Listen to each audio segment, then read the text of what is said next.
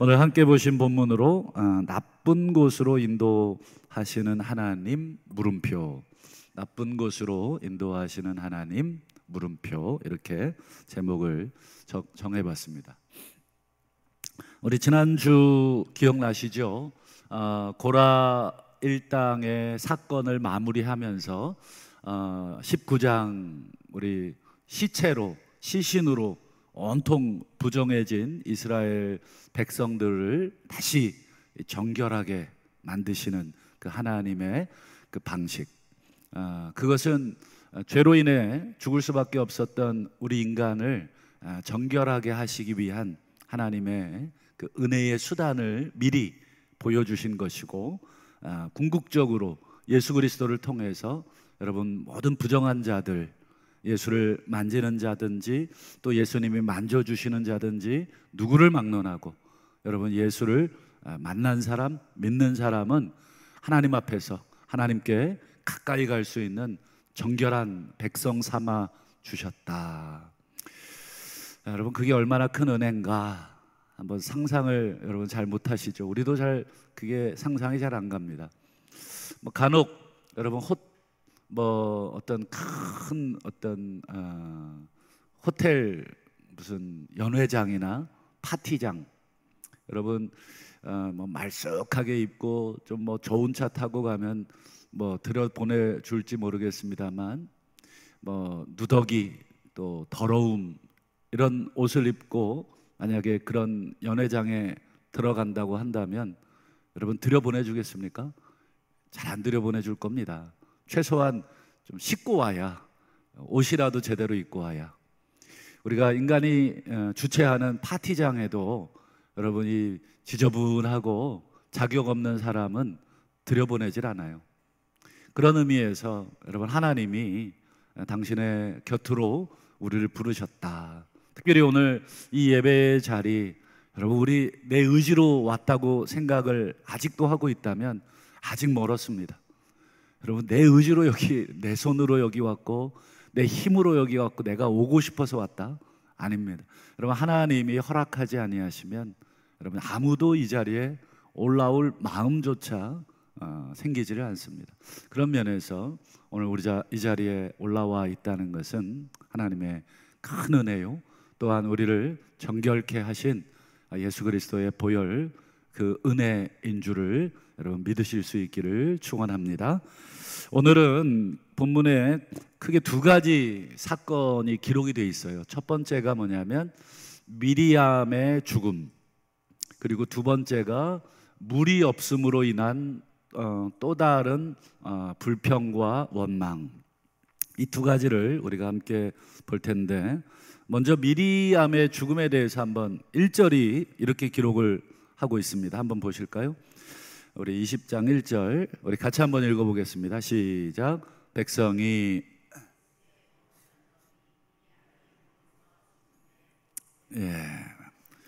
가데스에 머물더니 미리암이 거기서 죽었다, 거기서 장사됐다. 여러분 미리암에 대해서 우리가 오늘 자세히 언급할 수는 없고 간단하게 미리암에 대해서만 언급하고 넘어가자면, 미리암이 누구죠? 모세와 아론의 누이입니다. 형제 지간이죠. 모세에게는 아마 누나였을 겁니다. 그래서 특별히 모세와는, 아론과는 어떤 특별한 관계가 있었는지 모르겠습니다만 이 모세와는 이 미리암이 아주 특별했습니다. 여러분 기억나는 사건, 출애굽기, 그렇죠? 이 바로 왕이 이 히브리 종들의 남자아이가 태어나면 다 죽여라, 산파에게 명령했지만 산파가 모세를 죽이지 않죠. 그리고 어머니도 아버지도 모세를 이렇게 감춥니다. 아이들 목소리가 언제쯤 이 담장 밖으로 나가던가요? 한 돌 지나면 울음소리가 제법 커져가지고 밖에서도 듣잖아요. 그러니까 3개월 동안 집에서 몰래 키우다가 더 이상 감출 수가 없게 돼서 나일 강가에 이 테바, 이게 이제 광줄인데, 이 테바라고 하는 히브리어는 방주라는 뜻입니다. 방주에다가 모세를 담아서 나일강에 띄웁니다. 그때 여러분 기억나시나요? 이 누이 미리암이 멀찍이서 동생의 운명이 어떻게 되는가 지켜보다가 바로의 공주가 나일 강가에 목욕하러 오다가 그 테바 바구니에 담긴 아기를 보고 긍휼히 여기죠.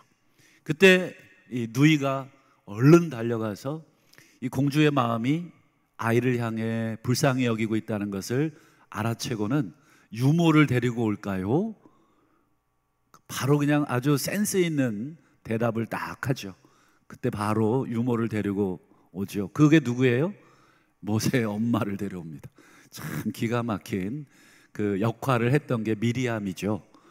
그뿐 아니라 이제 미리암은 이 출애굽할 때 모세와 함께 이스라엘 백성을 이끌었어요. 출애굽기 여러분 15장에 보시면 홍해를 건넌 다음에 미리암이 여인들을 데리고 와서 막 춤을 추고 소고를 치면서 우리 하나님을 찬양하는, 그때 이 미리암이 가장 선두에 서서 하나님을 찬양했던, 그래서 미리암을 선지자 이렇게 성경은 기록을 하고 있어요. 물론 이 미리암도 중간에 좀 큰 실수라 그럴까요? 안 좋은 사건도 있었습니다. 여러분 민수기 기억나실 텐데 12장인가요? 거기 보면은 모세가 구스 여인을 아내로 취하잖아요. 그때 미리암이 아론과 더불어 모세를 비방해요. 근데 흥미로운 게 비방하는 그 단어가 여성형입니다. 그러니까 아론이 옆에 있었고 미리암이 말을 한 것입니다. 같이 아론이 있었을 뿐이지 말은 누가 했다고요? 미리암이 했어요. 그러니까 이 미리암이 그 사건 하나가 좀 아쉬웠죠. 모세의 행동에 대해서 비방을 했고, 그로 인해서 하나님이 미리암에게 문둥병을 발하게 합니다. 하지만 이 모세가 이 누이에 대한 그 뭐라 그럴까요? 안타까움과 사랑의 마음으로 하나님께 용서해 달라고 기도를 합니다. 그래서 다시 미리암이 깨끗해지는, 어쨌든 뭐 간단하게 제가 얘기했습니다만 모세와 미리암의 관계는 참 뗄래야 뗄 수 없는 그런 관계, 동고동락을 함께 했던, 자기의 생명을 구해줬던 누이이기도 하고 또 자기를 비방했던 누이이기도 하고 함께 구원의 그 감격을 누렸던 누이이기도 하고, 한마디로 이 거의 뭐 형제이면서 같이 성도이면서 동지이면서 하여튼 이런 관계, 그런 누이가 어떻게 됐다고요? 죽었습니다. 여러분 우리 가까운 형제가 먼저 돌아가신 분들이 계신가요? 아마 참 만감이 교차할 겁니다. 좋았을 때도 있으시고 또 좀 싸웠을 때도 있으시고, 그러나 형제는 형제잖아요. 같이 한 배에서 태어나서 같이 어릴 때 어린 시절을 보내고 또 장성한 후에는 각자의 삶을 살지만, 그래도 이 형제가 먼저 죽는다는 것은 굉장한 슬픔일 것입니다.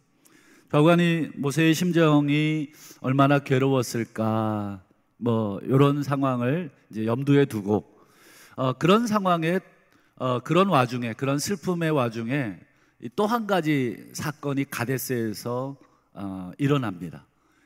지금 누이의 죽음도 슬픈데 또 뭐가 없었습니까? 마실 물이 없는 것입니다. 그게 바로 2절인데요 2절 한번 보실까요? 2절 같이 한번 읽어보겠습니다. 시작. 회중이 물이 없으므로 모세와 아론에게로 모여드니라. 물이 없어요. 이건 정말 아주 끔찍합니다. 올해처럼 폭염이 여러분 얼마나 뜨거웠습니까? 이때 여러분 물이 없다고 한번 상상을 해보실까요? 여러분 이 광야의 한낮의 온도는 복사열까지 더해지면 60도 이상 됩니다. 그러니 여러분 위에서 내리치고 밑에서 올라오고 뭐 온통 막 굉장한 뜨거움이죠.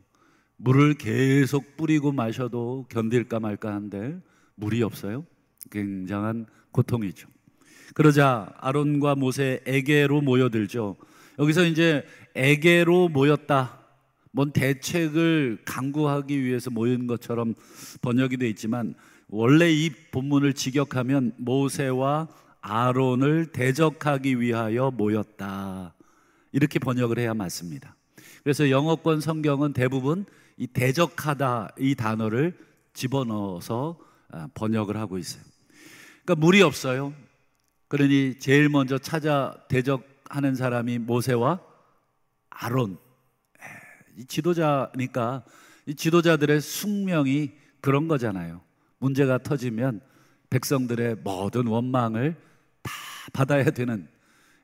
모세와 아론이 뭐 물을 쥐고 뭐 감축이라도 했습니까? 지금 목마른 거는 모세와 아론도 매한가지입니다. 마실 물이 없는 모든 상황이니까. 어쨌든 이 모세와 아론을 대적하기 위해서 모였습니다. 여러분 기억나실 텐데, 아버지 세대, 지금 요 민수기 20장은 2세대들, 자녀 세대들이 이제 주가 된 사건입니다. 이제 곧 광야 40년이 다 끝나가고 다시 가나안 땅에 지금 들어가게 되는 상황입니다. 그러니까 여러분 아버지 세대 때도 물이 없어가지고 여러분 고생했던 그 사건들 여러분 기억나실 텐데, 두 곳만 보죠. 출애굽기 15장과 17장을 한번 화면을 통해서 보실까요? 자, 물이 써서 마시지 못했다. 이게 어느 사건입니까? 마라, 쓰다라는 뜻의 마라. 이 마라에서 물이 있긴 있지만 그 물을 마셔보니까 써요. 그래서 하나님이 나무를 하나 집어넣으셔서 달게 만드셨던. 그리고 17장에도 보면 르비딤이라는 곳에 장막을 쳤는데 거기도 뭐가 없었냐면 물이 없었어요. 요 출애굽기 15장과 17장 사건은 어느 세대 사건이라고요? 아버지들 세대, 제 1세대들. 아마 오늘 민수기 20장의 요 본문에 나오는 사람들은 아마 아이들 때였을 겁니다. 아주 어릴 때. 그러니까 어릴 때도 물론 고생을 했겠죠. 그리고 부모님들이 그런 고생하는 것을 더 지켜봤을 겁니다. 여러분 이 출애굽기 15장 그리고 17장 물이 써서 마실 수 없었고 물이 없어서 마실 물이 없었을 때 여러분 하나님께서 어떻게 하셨던가? 어떻게 하셨나요? 물을 달게 만들어 주시고 또 마실 물을 내주시고, 비록 물이 좋지 않았고 물이 없었지만 그때마다 하나님께서 해결책을 제시하셨고 또 해결해 주셨죠. 그것을 아버지 때도 경험을 했던 거고, 비록 어린 나이였지만 아마 자녀들 온몸으로 고통을 받았기 때문에 그 사건을 잘 기억하고 있을 겁니다. 여러분 아버지 세대의 역사를 통해서, 아버지 세대의 물이 없음으로 인해서 고생한 역사를 통해서 하나님이 어떤 분이신가를 배웠어요. 틀림없습니다. 봤습니다. 하나님이 물을 주셨구나라고 하는 것을 경험했죠. 여러분 그렇다면, 앞선 경험이 있다면 이제 똑같은 상황을 맞이했을 때 여러분 우리는 학습을 하잖아요. 앞서서도 물이 없어서 하나님이 공급해 주셨고, 그것도 한 번이 아니라 두 번씩이나 하나님이 그렇게 하셨고, 그렇다면 오늘 지금 이 상황에서 여러분 무엇을 해야 되겠습니까? 그렇죠. 지금 아론과 모세를 대적하기 위해서 달려들 것이 아니라 하나님이 우리 아버지 세대에도 그렇게 하셨지. 너 그거 기억나잖아. 나도 기억나는데 우리가 어려서 그렇지 기억은 분명히 나잖아. 하나님이 우리 죽이시지 않고 지금까지 먹이셨잖아. 여러분 얼마든지 기억해낼 수 있어야 하고, 하나님이 조금 고통스럽게 하셨었지만 우리를 먹이셨다라고 하는 그 기억을 생각해냈어야 됩니다. 여러분 그리고 생각해냈으면 당연히 뭘 해야 돼요? 기다리면 됩니다. 하나님은 해결책을 내실 것이다. 우리 아버지를 죽이지 아니하셨던 것처럼 나도 죽이지 않으실 것이다. 우리 하나님이 무리 없게 하시는 이유가 있으실 것이다. 믿고 기다렸어야 합니다. 하지만 늑달같이 모세와 아론을 대적하여 여러분 달려가죠. 그리고는 뭐라고 말하냐면 한번 3절과 4절을 더 한번 보실까요? 다투어 말하여 이르되. 보세요. 이 다투어라는 말이 들어가 있잖아요. 싸웠다는 거예요. 언성을 높이고 핏대를 세우고 네가 막 이러면서 아마 삿대질을 했으리라 틀림없이 추측해 보게 되죠. 우리 형제들이 여호와 앞에서 죽었을 때 우리도 죽었더라면 좋을 뻔했도다. 너희가 어찌하여 여호와의 회중을 이 광야로 인도하여 다 여기서 죽게 하느냐. 여러분 계속 3절과 4절에서 반복적으로 말하는 게 뭐예요? 죽었더라면. 왜 죽이려고 그러냐. 자꾸 이 죽음에 대한 이야기를 합니다. 우리 한국 사람들도 이 죽음에 대한 아주 강력한 표현들, 결사항쟁. 하여튼 우리 한국 사람들 화끈하잖아요. 하여튼 그냥 싸우면 재미가 없는지 목숨 걸고 싸우는 그런 민족인데, 이스라엘 민족도 약간 비슷한 기질인 것 같아요. 보면 계속 우리가 죽었더라면 좋았을 뻔했다. 우리를 여기서 죽이려 그러냐. 이 죽일 놈아. 우리를 왜 죽일라 그러냐. 하여튼 이 죽는다는 소리를 계속 반복하고 있습니다. 여러분 부전자전인가? 여러분 부전자전 알죠? 부모님들 모습 그대로 자녀들이 이어받는. 여러분 그 자식들도 지금 똑같이 말하고 있는 거예요. 우리를 죽이려고 그러느냐. 여러분 40년 전 여러분 부모 세대가 했던 말 기억나실 텐데, 가나안 땅 앞에서 여러분 부모들이 했던 말을 자식들이 뒤에서 다 들었어요. 뭐라 그랬냐? 여러분 그 부모들이 했던 말을 한번 찾아보죠. 민수기 14장 2절을 한번 찾아볼까요? 자, 이거 부모들이 한 말이에요. 아까는 자식들이 한 말이고 이거는 부모들이 한 말입니다. 자, 모세와 아론을 원망하여. 똑같네요. 지금 부모들도 또 모세와 아론을, 자식들도 그대로 보고 배우는 거예요. 야, 문제 생기면 모세 아론 찾아가 원망해라. 그대로 지금 배우죠. 자, 온 회중이 그들에게 이르되 우리가 애굽 땅에서, 그 다음 보세요, 죽었거나, 그 다음에요, 이 광야에서 죽었으면 좋았을 것을. 어때요? 부모들도 계속 문제가 터질 때마다 죽었으면, 죽여달라, 또 우리를 죽이려 그러냐. 계속 이 죽음. 그게 여러분 이 부모들의 역사였잖아요. 근데 지금 40년 광야에서 뺑뺑이를 돌면서 이제 그 끝물 40년이 거의 다 찼는데, 그 끝물에 또 물이 없자 그 자녀들도 부모들하고 똑같이 말하고 있어요. 죽었더라면 죽이려 그러냐. 여러분 그들의 이 죽여달라, 죽이려 그러냐, 이 말에 여러분 하나님이 하셨던 말씀 기억나시나요? 민수기 14장 28절 29절도 한번 볼까요? 내 삶을 두고 맹세하노라. 너희 말이, 죽여달라는 말, 죽이려 그러느냐, 죽었으면 좋았겠다는 말, 이 말, 너희 말이 내 귀에 들린 대로 내가 너희에게 행하리니 너희 시체가 광야에 엎드러질 것이다. 여러분 참 이 말을 자주 묵상하게 되는데, 여러분 우리 상황이 좋지 않을 때 여러분 내 입에서 주로 어떤 말이 튀어나오나요? 어떤 생각이 튀어나오나요? 여러분 이게 하나님 앞에서도 우리가 그런 말들을 여러분 그냥 막 아무 생각 없이 할 때가 있잖아요. 사람 앞에서도 마찬가지지만 우리 하나님 앞에서도 그럴 때마다 여러분 우리가 이 말씀을 다시 한번 생각해 봐야 되겠습니다. 너희 말이 내 귀에 들린 대로. 그래서 여러분, 찬양대가 아주 중요합니다. 찬양대의 이 찬양, 우리 성도님들이 여러분 마음으로 화답하고 계시죠? 다 아멘하고 계시죠? 제가 안타까운 게 찬양대 찬양 끝나면 우리 성도들이 표정이 아멘으로 많이 바뀌었으면 좋겠는데 별로 아멘이 잘 안 나오시는 얼굴이셔서, 여러분, 이 고백을 우리가 다 해야 되는 고백인데 대신하는 거잖아요. 그래서 우리가 이 찬양을 많이 하는데, 찬양하는 동안에는 어떻습니까?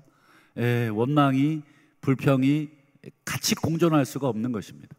그래서 여러분, 원망이나 불평이 들어올 때 찬양을 계속 하셔야 됩니다.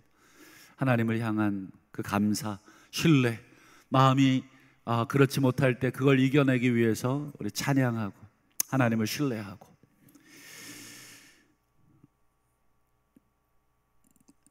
여러분, 이 세대들은 아버지들의 역사로부터 아무것도 배우지 못한 것 같아요.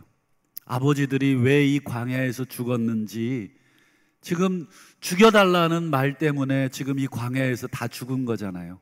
그런데 이 자식들이 지금 아버지와 똑같은 상황에 놓였을 때 똑같은 말을 하고 있는 거예요. 역사를 통해서 배워야 하는데 배우지 못한 것 같아요. 여러분, 우리 동부교회가 올해로 설립 몇 주년인가요? 90주년. 여러분, 90주년의 역사를 쭉 읽어보셨나요? 저는 짧게나마 역사책을 통해서 우리 80주년사, 그리고 또 이번에 발간될 90주년사 간단하게 지금 작업을 하고 있어서 제가 초고를 좀 봤는데, 정말 거기에 다 기록되지 못할 만큼 참 아픈 역사도 있었더라고요. 일제시대부터 또 공산 6.25로 인해서 교회가 폐쇄가 되고, 또 공산당이 예배당을 마치 자신들의 병창고로 사용하고 막 그러는 역사, 그런 아픈 역사들 가운데 또 많은 믿음의 선배들이 또 눈물로 세워가는 역사들, 더 디테일한 것은 잘 모르겠습니다만 어쨌든 굵직굵직한 것만 읽어봐도 얼마나 괴로웠을. 마라의 쓴물과 같은 역사도 있었고, 또 오늘 본문에 이 물이 없어서 아주 목말랐던 역사도 있었고, 또 부흥의 역사도 있었고, 또 여러 가지 역사들. 여러분, 이 90년의 역사는 우리의 역사이기 이전에 누구의 역사입니까? 하나님의 역사입니다. 오늘 그러기 때문에 우리의 역사로 읽을 것뿐 아니라 하나님이 우리를 그렇게 인도하셨구나 라고 하는 관점에서 읽어내셔야 되고, 그 역사 가운데 혹여 우리의 연약함이나 우리의 잘못으로 인해서 또 힘들었던 역사들이 있거든, 우리 자녀 세대들이 그 역사를 읽으셔서 그걸 다시 반복하지 않아야 하는 것이죠. 더 넓게는 우리 한국교회의 역사, 더 넓게는 이 전 세계의 기독교의 역사도 우리 같이 한번 읽어보세요. 여러분, 십자군 원정의 역사 읽어보셨나요? 십자군의 원정이 얼마나 끔찍했는가. 그 전쟁에 여러분, 이 꼬맹이들까지 다 동원해서 십자가 쥐어주고 너희들은 십자가의 군병이라고 가서 싸우라고, 그 전쟁을 거룩한 전쟁이라고 명명하면서 막 전쟁터로 몰고 갔던 그 역사들. 여러분, 우리 교회 역사, 한국 교회 역사, 전 세계 교회의 역사, 기독교의 역사들, 우리가 시간이 되시면 한번 역사 의식을 가지고 계신 분들은 한번 읽어보시면 좋겠다 생각을 합니다. 역사를 통해서 배우지 못한 것, 오늘 이 자녀들이 여러분 물이 없음으로 말미암아 아버지 세대의 그 잘못됐던 반응, 잘못됐던 역사의 모습을 그대로 답습을 하고 있어요. 또 한 가지 우리가 눈여겨볼 것이 5절입니다. 5절 읽어볼까? 너무 가슴 아파요. 너희가 어찌하여 우리를 애굽에서 나오게 하여 이 나쁜 곳으로 인도했느냐. 이 말의 뜻, 이 나쁜 곳이라는 이 말의 뜻 앞에는 애굽과 대조가 돼요. 애굽은 좋은 곳이라는 거예요. 그리고 여기는 나쁘다는 뜻이. 여러분, 애굽이 정말 좋았습니까? 여러분, 애굽에 있을 때 이스라엘 백성들이 했던 말 기억나시나요?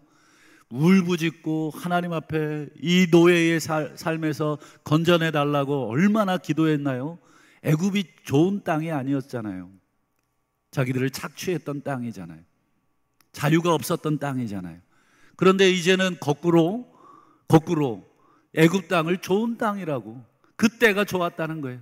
부추 먹고 파 먹고 마늘 먹고 고깃가마 옆에서 우리가 배부르게 먹던 그 애굽 때가 좋았다.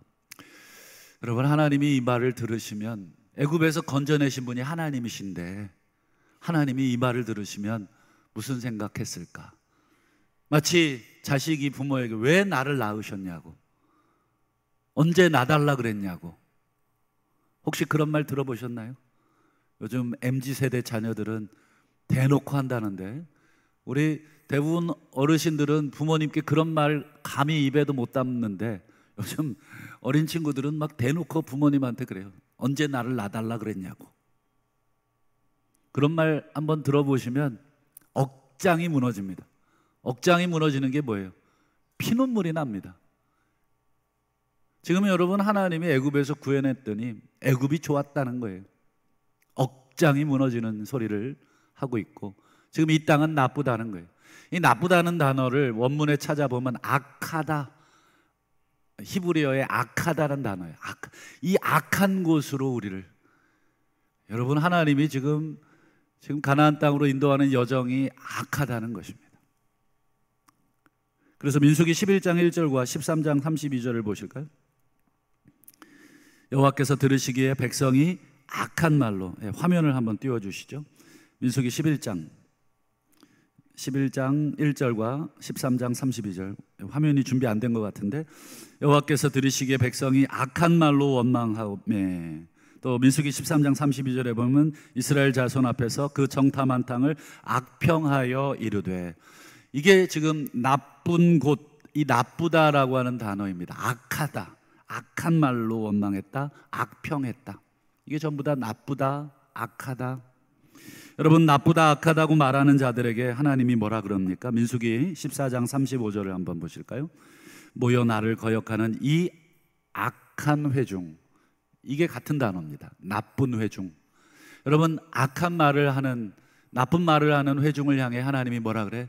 아이고, 왜 그래? 내 이쁜 입에서 왜 그런 말을 해가 아니라 악한 회중이라고, 마치 자식에게 이 악한 자식 같으니라고 지금 이렇게 책망을 하고 계신 것입니다. 여러분, 살고 죽는 것이 뭐에 달렸다? 우리 잠언 18장 21절에 이야기하나요? 살고 죽는 것이 혀의 권세, 혀의 힘에 달렸다. 여러분, 아버지 세대가 혀를 잘못 썼어요. 죽여달라, 죽고 싶다, 죽었으면 좋겠다. 여러분, 행여 하나님 앞에서 여러분 그런 말을 하려고 하는 마음조차도 갖지 않으실 수 있기를 축복합니다. 여러분, 그게 얼마나 하나님 앞에서 무서운 말인지, 여러분, 우리가 하나님이 지금 은혜로 우리를 붙들고 계셔서 지금 아무 일 없는 것이지, 만약에 하나님이 내 귀에 들린 대로 해줄게, 그래 니네들이 평소에 입버릇처럼 하는 대로 해줄게 라고 작정하신다면, 여러분, 우린 살아남을 수가 아무도 없겠죠. 살고 죽는 게 혀의 권세에 달렸다. 우리 사람 앞에서도 여러분, 말 한마디의 중요함을 우리가 늘 알잖아요. 말 한마디로 천냥빚도 갚고, 또 말 한마디로 여러분 원수되기도 하고, 여러분, 말 한마디의 권세를 알듯이 하나님 앞에서도 그렇다는 것입니다. 말씀을 맺겠습니다. 여러분 좋아하시는 시편 23편, 여호와는 나의 목자, 내게 부족함이 없다. 여러분, 한번 지금 내가 놓여 있는 상황을 한번 부족함이 없다고 고백할 수 있었으면 좋겠습니다. 지금 살고 있는 가족들, 자녀들, 남편과 아내, 또 지금 우리가 처해 있는 여러 상황들, 누가 인도하셨습니까? 목자이신 여호와께서 지금 이리로 인도하셨습니다. 내가 이해되지 않는 상황 속에 있다 할지라도 지금 이 상황으로 인도하신 분은 목자께서 인도하셨습니다. 여러분, 신명기 8장 15절과 16절을 마지막으로 보면 너를 인도하여 목자이신 여호와께서 우리를 인도하셨다. 어디로 인도하셨어요? 광대하고 위험한 광야로. 여러분, 목자께서 우리가 원하는 대로만, 쉴만한 물가로만, 푸른 풀밭으로만 인도하지 않고 광대하고 위험한 광야, 거기에는 뭐가 있어요? 불뱀과 전갈이 있어요. 우리를 물어요. 치명적입니다. 또한 물도 없어요. 물이 없어 간조하다. 여러분, 물고 또 물도 없고, 이건 살라는 것입니까? 죽으라는 것입니까? 딱 죽으라고 지금 몰아넣는 지금 상황인데, 그 상황으로 누가 인도하셨어요? 하나님이 너를 인도하여. 여러분, 여기에 아멘이 되신다 그러면 정말 하나님께서 우리를 살리실 것입니다. 그러면서 맨 끝에 보세요. 이는 마침내 너희에게 복을 주려 하심이었느니라. 마침내. 그러면 여러분, 이 말씀에 우리의 상황을 여러분 대조해 볼까요? 여러분, 지금 내 상황이 어떠신가요? 내 형편이 어떠신가요? 그 상황 속에 나를 누가 인도하셨습니까?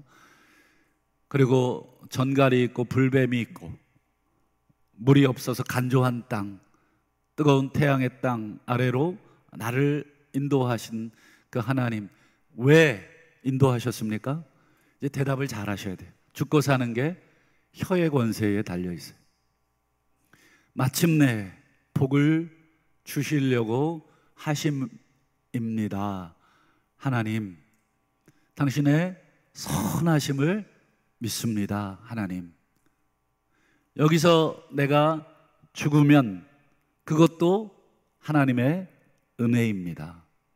하지만 여기서 또한 하나님께서 살려주셔서 그 다음으로 인도하셔도 거기서도 하나님의 은혜입니다.